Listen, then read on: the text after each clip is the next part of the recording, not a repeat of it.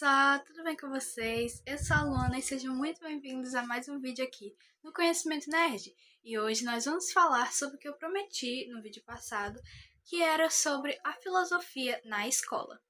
E bom, como a gente já sabe, a escola ela ensina o conteúdo em si e quase nunca ela ensina o pensamento dele ou a história dele.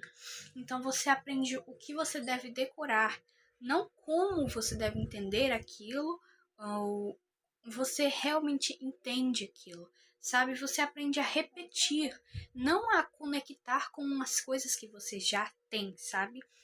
Você não aprende a ligar os pontos, você só aprende que, eu tenho que decorar isso para essa prova e nada mais. Então, isso cansa o cérebro porque ele sente que ele está fazendo um esforço que não vai ter retorno no futuro. Já que sim, você vai receber a sua nota, mas não é porque você ganhou uma nota alta que é, você vai ter essa definição do seu futuro. Então, a gente não deve estudar sem sentido, porque isso vai doer no seu cérebro. Então, a filosofia aqui, ela vai entrar como uma estrutura mental que vai ensinar o cérebro a organizar as informações, não só acumular. Vai ser tipo um mapa mental, só que bem mais fácil de entender, já que você não vai só explicar os conceitos, você vai ligar com o que você já vem aprendendo desde pequeno. Então, quando você entende a filosofia, a matemática, por exemplo, ela deixa de ser um monte de símbolos e números aleatórios e ela passa a ser algo lógica, sabe? Ela cria uma lógica. Você entende que não são só aquelas letras e aqueles números, são também aquela conexão que tem com a vida real, por exemplo, na matemática de comprar as coisas. Até mesmo na linguagem existe a matemática. Então, também a história, ela para de ser uma lista de datas, de muita decoreba de nomes, de séculos, sabe? Ela vira uma cadeia de causas e consequências, e nem sempre você vai precisar decorar totalmente a biografia, né? A bibliografia daquela pessoa que foi tão importante. Ou você pode, por exemplo, seguir o exemplo da Deborah Lagin, que é uma ótima professora de história. Ela decora as coisas, mas criando como aquela pessoa foi, para que aquela serviu, basicamente, né? Não desrespeitando a pessoa, mas assim, como que ela ajudou nesse passar da história. Então, o português também ele deixa de ser aquela regra solta e vira uma construção do sentido da linguagem, sabe? Você entende como aquela frase funciona, ou, por exemplo, na literatura, né, que faz parte do português, você entende mais desses livros, né, dessas informações, que inclusive já tem até vídeos falando de livros e tal. E assim, o problema nunca foi aprender em si, sabe? O conceito de aprender. Foi mais aprender sem o contexto. Então, assim, o cérebro humano, ele aprende melhor quando ele vê um propósito naquilo que ele está aprendendo. Então, quando ele não vê, ele vai economizar a energia dele, sabe? Porque não tem necessidade dele aprender aquilo, então ele não vai se esforçar para aprender. Ele economiza a energia, sabe? Ele procrastina, ele resiste, ele trava. Então, assim,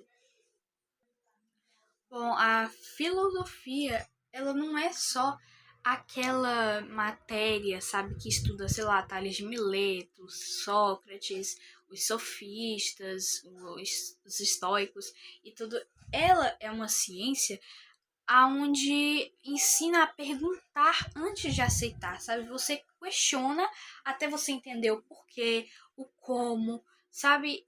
Essas perguntas, você aprende a dividir, sabe, os problemas grandes em questões menores que ficam mais fáceis de associar.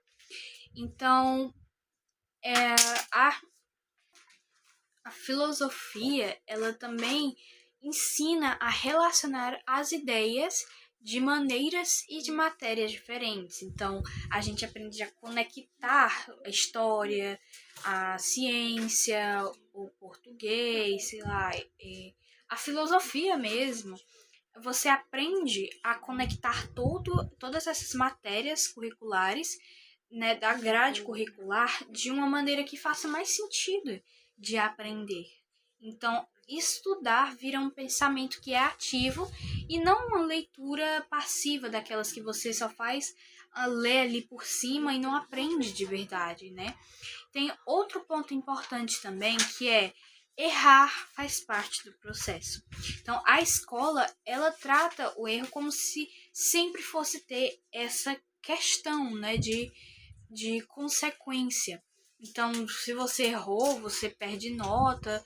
E como muitas pessoas já devem associar, nota também faz muita parte do seu status social, já que as pessoas, elas medem muito a sua inteligência pelas notas em si. Então, a filosofia, ela trata esse erro de uma forma diferente. Ela trata como ferramenta. Ninguém vai pensar bem errando, sem errar primeiro, sabe? Então, você tem que errar ali umas 100 vezes para acertar uma ou duas. Então, o aprendizado com o erro também faz parte. Então, quando você entende isso, estudar fica menos ameaçador. Então, a filosofia, ela também vai ensinar para você o limite, que é que também que estudar até a exaustão, ela cria uma aversão. A pausa não é uma preguiça, é uma estratégia cognitiva, porque aprender não é correr contra o tempo, é construir aos poucos. Então, você constrói uma base sólida para poder no futuro o seu pilar ficar bem estruturado. Então, você tem que ir aprendendo e construindo aos poucos, sabe? Consumindo aos poucos. Você não pode ficar toda hora pegando conteúdos que ainda não cabem na sua percepção de mundo. Sim, pegar 1 ou 2 anos na frente, tudo bem, mas, por exemplo, eu tenho 10 anos e eu quero consumir uma coisa de 20, eu não vou entender com uma percepção de 20. Então é bom a gente ter essa paciência. E a filosofia, ela não é uma matéria extra, é um manual de uso do cérebro. Aqui que eu vou finalizando o episódio de hoje.